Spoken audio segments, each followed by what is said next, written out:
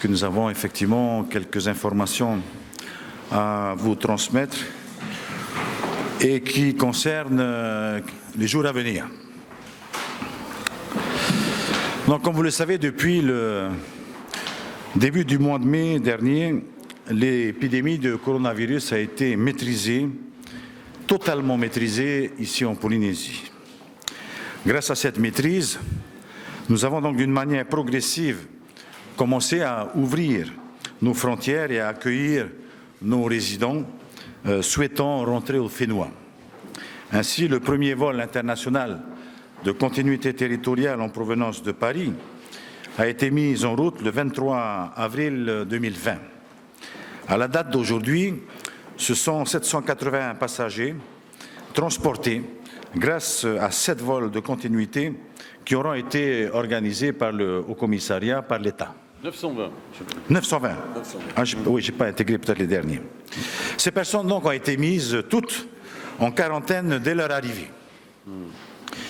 Seuls 2 cas nouveaux ont été détectés grâce aux tests effectués à la sortie de la quarantaine. Ce sont 2 personnes arrivées de Paris qui avaient été testées et détectées négatifs avant leur embarquement. Durant leur quatorzaine, ces personnes ne présentaient aucun symptôme. Et c'est le test final qui a permis de révéler la présence du virus dans leur corps. Ces personnes ont donc été confinées à nouveau durant 14 jours et aucun cas nouveau positif de coronavirus n'a été enregistré à Tahiti suite à cela. Cette réalité est le fruit du protocole sanitaire mis en place et basé sur le test obligatoire exigé avant l'embarquement sur l'avion. En effet, l'exigence du test RT-PCR 3 jours avant tout embarquement a permis de détecter les éventuels cas positifs et de les refuser à l'embarquement sur nos vols ATN. Nous n'avons donc transporté que des passagers sains, que des passagers négatifs au test RT-PCR, diminuant ainsi le risque de voir développer la maladie chez un nouvel arrivant. Grâce à notre expérience et grâce à toute la logistique sanitaire en place, nous sommes donc équipés pour continuer à protéger au mieux notre population. En effet, nos efforts nous ont permis d'avoir un nombre limité de cas graves et aucun décès dû au Covid-19. De même, notre logistique sanitaire actuelle, grâce aux dernières commandes de matériel sanitaire, nous permet de disposer de 200 chambres hospitalières avec des équipements médicaux de haut niveau et l'oxygène médical pour soigner tout malade du coronavirus. En plus du stock de masques déjà disponible ici à Tahiti, nous recevrons prochainement 4 millions de masques aux normes civiles et commandés en Chine. En plus du stock existant de 7000 tests RT-PCR, nous avons également commandé un premier lot de tests salivaires EasyCov. Ces tests sont développés par une société française de Montpellier et devraient nous permettre d'avoir accès à des tests d'orientation diagnostique de la Covid-19 en 1 heure, dans les lieux ne disposant pas de laboratoire d'analyse biologique médicale. Mes chers amis, notre expérience nous montre qu'avec les gestes barrières, les distanciations physiques, la protection des personnes les plus vulnérables et le port du masque, nous pouvons nous protéger et protéger notre Fénois. Avec les tests à grande échelle, je puis vous dire et vous rassurer que nous serons en mesure de faire la surveillance épidémiologique et dépister les éventuels malades au plus tôt. Et comme prévenir, c'est guérir, nous sommes allés jusqu'à équiper des chambres hospitalières en nombre suffisant pour parer à une éventuelle situation. Tout cela parce que je veux vous rassurer d'une manière véritable et complète. Et pour vous donner un chiffre, le pays aura investi près de 1,5 milliard de francs pour les aspects sanitaires et médicaux dans le cadre de cette épidémie. Notre première préoccupation est de protéger notre population et elle reste notre première préoccupation. C'est ce que nous avons ensemble réussi à faire. Notre seconde préoccupation est d'éviter un chômage massif et une crise sociale dont les effets seraient bien plus virulents que ceux du Covid. Je vous avoue que c'est ma hantise. Alors que notre pays était en manque de croissance depuis 5 ans, alors que nous avions réussi à créer 10 000 emplois, alors que notre tourisme se portait au mieux, alors que nous commencions à réformer et rééquilibrer nos comptes sociaux, l'épidémie de la Covid-19 a brutalement interrompu le dynamisme de notre essor. Elle est venue perturber tous les efforts que nous avions investis ces dernières années. Bien sûr, c'est rageant, c'est frustrant même. Mais face à une crise que personne n'a voulu, nous n'avons que le choix d'y faire face avec force et vigueur. Néanmoins, ces derniers mois, pour amortir le choc social, nous avons mis en place des dispositifs de soutien en faveur des salariés, des patentés, des travailleurs indépendants, des intérimaires, des extras et des sans-emploi. À ce jour, durant ces 2 derniers mois, ce sont près de 37 000 salariés qui ont été... Ce sont près de 37 000 aides qui ont été versées pour un montant de 4,2 milliards de francs sur cette période de 2 mois. En plus, nous avons également soutenu les familles du RSPF pour près d'1 milliard de francs en augmentant les allocations familiales, vous le savez, et en délivrant les aides sociales directes sur 3 mois, avril, mai et juin. Et nous venons de prendre la décision de prolonger ces aides à destination de ces populations du RSPF. Limiter la crise revient à limiter le chômage pour raisons économiques. Nous devons donc tout faire pour une reprise rapide et normale du travail. Après maintes concertations avec les autorités sanitaires, avec l'État, les autorités religieuses, les organisations syndicales et les professionnels de tourisme, et avec les maires, nous avons donc pris la décision, d'une part, d'encourager tous nos résidents à privilégier les vacances dans nos îles, ici en Polynésie, et d'autre part, d'ouvrir nos frontières aux voyageurs extérieurs.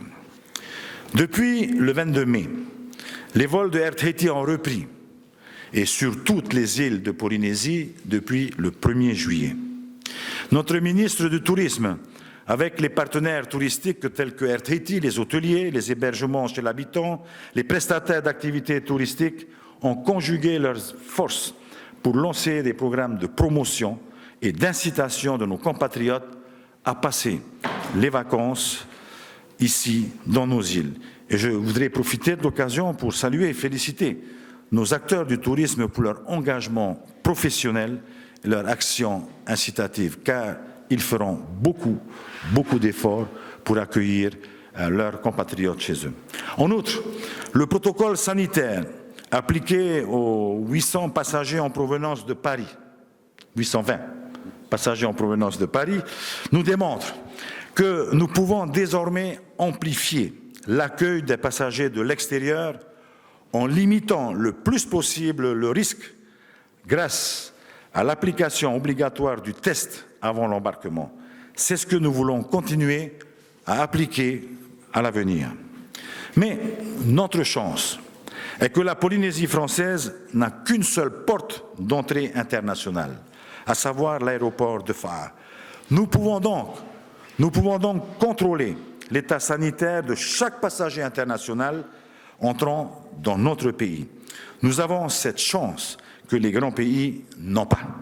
Sur ce plan, notre ouverture sur l'extérieur suivra également une progressivité.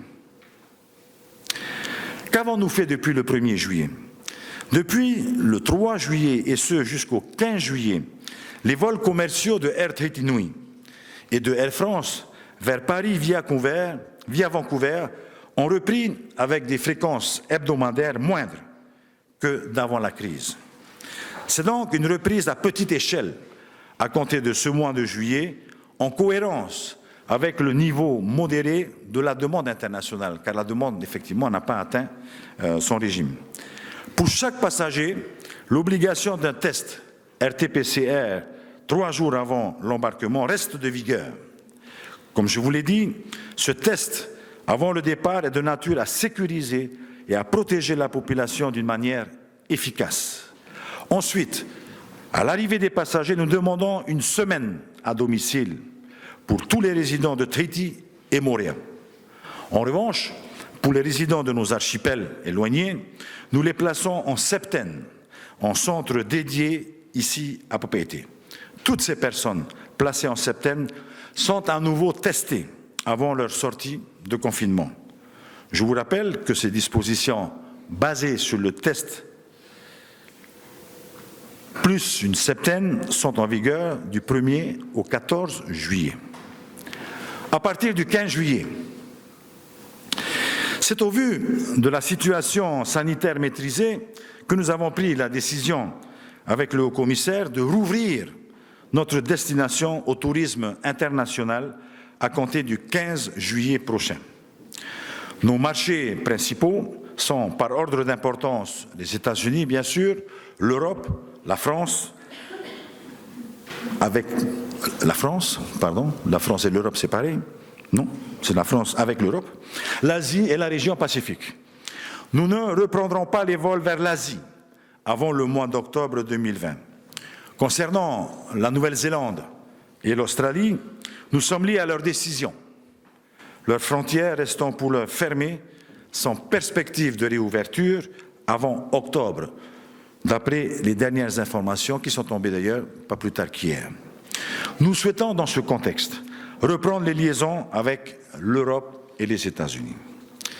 Sachez que nous sommes mobilisés.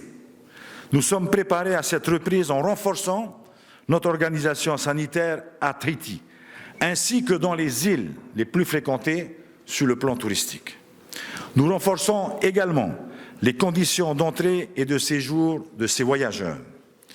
À partir du 15 juillet, les conditions d'entrée et de séjour des visiteurs internationaux vont évoluer afin de permettre la reprise d'activités de tourisme tout en préservant la santé des Polynésiens. Il nous faut tracer les visiteurs. À compter du 15 juillet 2020, toute personne, quelle que soit sa nationalité et son âge, en provenance d'une région extérieure à la Polynésie française, ne sera autorisée à embarquer sur un vol à destination de Papeete qu'après avoir présenté à la compagnie aérienne au moment de l'enregistrement un résultat négatif au test de détection du génome du virus responsable de la Covid-19 réalisé 3 jours, 72 heures avant le vol. Et le récépissé d'enregistrement, deuxième pièce qui sera exigée, le récépissé d'enregistrement sur la plateforme polynésienne Electronic Travel Information System, le fameux ETIS. Ce sont 2 conditions obligatoires avant tout embarquement. ETIS est le dispositif électronique d'autorisation de voyage mis en place par le gouvernement dans le cadre de la pandémie mondiale due au Covid-19. Cette plateforme entrera en vigueur le 11 le 11 juillet prochain, donc 3 jours avant la reprise du tourisme international. À partir du 15 juillet 2020, tout voyageur, résident ou non résident, souhaitant entrer en Polynésie par voie aérienne, sera soumis à une déclaration, à une obligation déclarative.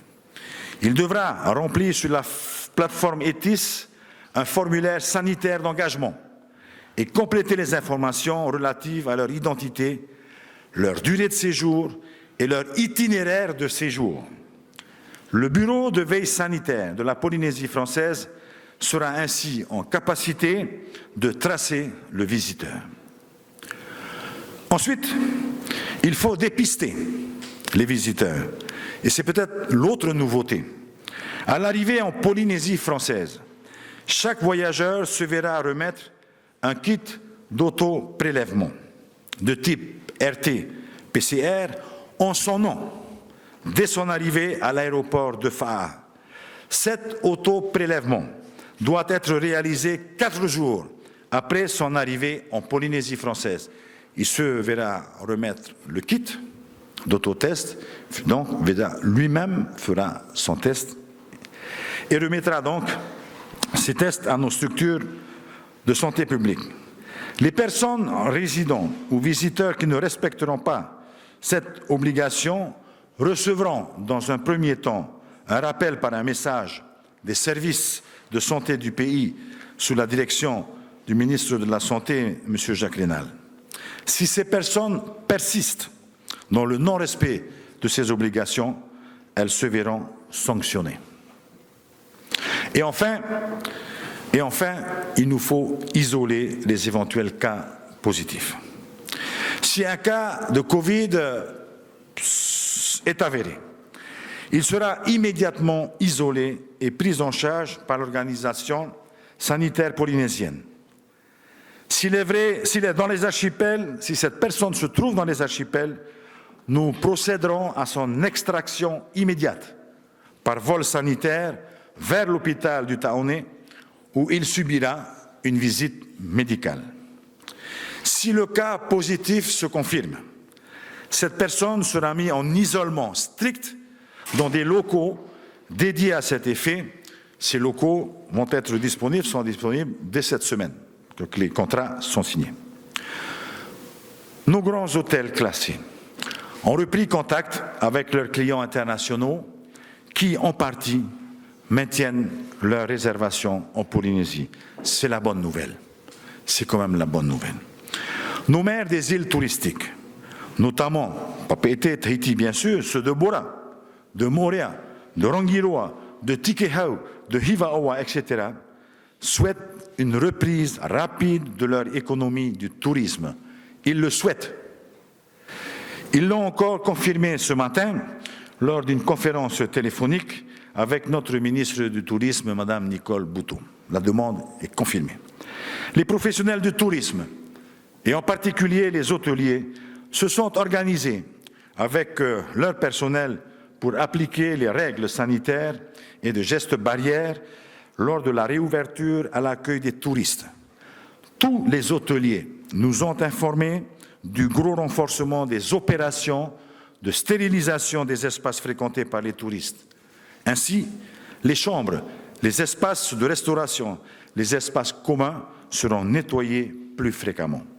Tout ceci pour vous dire que les professionnels du tourisme font tout pour protéger leur personnel et feront tout pour que l'image Covid-free de leurs hôtels soit garantie et préservée.